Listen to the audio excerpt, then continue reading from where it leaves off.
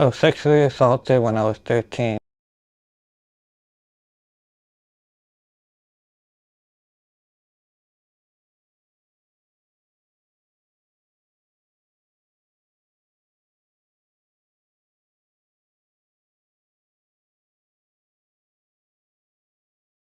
Hey Gucci Gang, I'm Joe Sooch and I was sexually assaulted. I was sexually assaulted. I was sexually assaulted. I was sexually exhausted. I was sexually exhausted. I was sexually exhausted. I was sexually exhausted.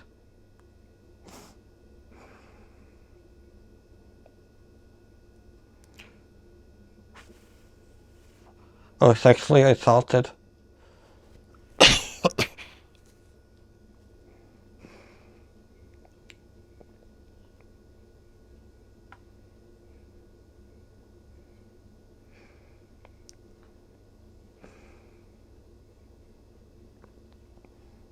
My sexual assaulter named Dr. Dondon. He was a doctor of medicine in Tibet.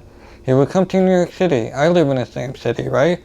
He helped people with alternative medicine of herbs and praying and sends them bullshit. I never wanted to go, but my parents were really desperate to try to cure my rare disease. There was no cure for me, so they were desperate to try every avenue they could to help. Spoiler alert, nothing worked. You hear these stories of people walking after being in a wheelchair and all this hocus pocus bullshit. That's all it was. Just stories that anyone could tell just to sell their product. Lies.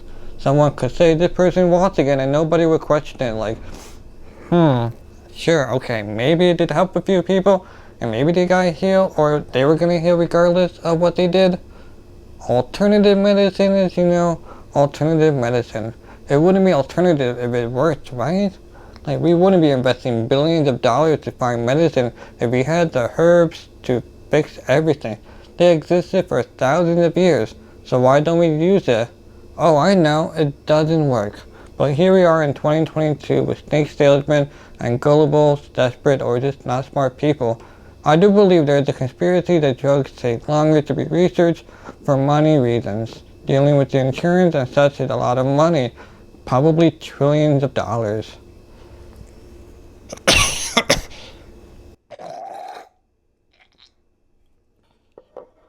Back to my story, we would go see him in his shitty apartment that was too small and other weird people. They were mentally off, like if you saw them on the street, you would like to take a few steps away from them. I was 13 and didn't want to be there, but my parents were wanting to try anything and everything. The last thing they wanted to do was give up finding a solution for me. They would go to the ends of the earth to find something that works. They are those kinds of people, and grateful for their effort and to call my parents. It's just that there was literally nothing they could do to help me, and doing nothing is equal to giving up, so they never stopped trying. They couldn't accept my situation and my disease. I was okay with it. It sucked, but it is what it is. I was forced to accept it as it is because I had no other option. I was only 13. I could be given chicken and rice for lunch and wouldn't notice anything weird until I'm older. Logically, there was nothing they could do, but they didn't want to give up, so to Dr. Dondon, here we go. Anyways, he'd be in a room and we had mirrors and weird Tibetan smells and those medical bowls that tasted disgusting. There were like 50 bags of it, like they could actually do anything. And like each bag had a specific purpose, and it's like, okay. Those medicine balls, you would crush them up with those grinder things. I'll throw up a picture so you can see what I'm talking about. Anyways, he was sitting in his chair and I would sit in front of him and put a pillow over our laps. He didn't speak English. The setting was try to be calm, but it was definitely not calm. It wasn't chaos, but it was uneasy. You just kind of wanted to escape kind of feeling. Anyways, we hold hands and we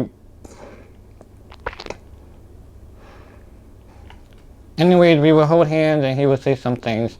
He would like test me, I guess. He'd tell me to squeeze his hand and show my strength. I was a guy, so of course I wanted to show my strength. What typical guy doesn't? My arms are locked the way they are now, so I have no real way of protesting. I was only 13 and wanted to show how strong I was. Just guy things. If my parents brought me here, then I think it'd be safe. They would have this one gold tooth and a mischieved smile. I don't know where my family was. Maybe they were behind me or in another room picking up medicine to pay for. They would scam people. It's also a scam to pay for to feel better because I was bad juju and my parents could have paid off. So dumb looking back, but that's how it went.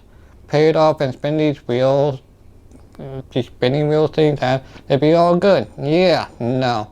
He would inspect and test my whole body like it would change his opinion on anything.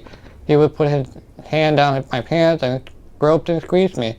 Finished me up saying whatever bullshit medicine and we go.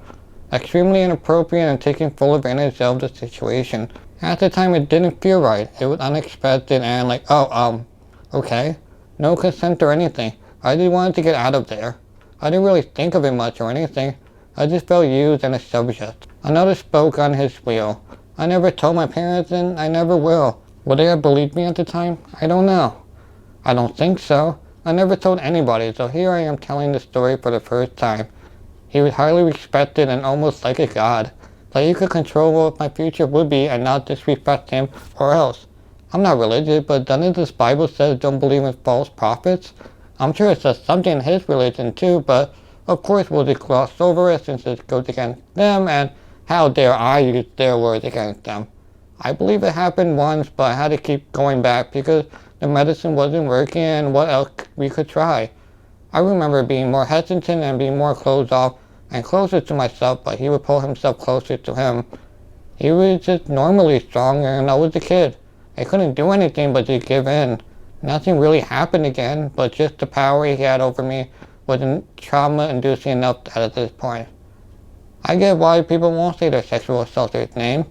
Just saying it alone will send you in a panic or traumatic state. Of course it depends on context. I could say I was sexually assaulted in a regular conversation and not be affected much. Well, I'm clearly affected now in this scenario. Their name is seen stays with me forever and ever. Saying their name gives them power. Keeping it inside just makes you feel better.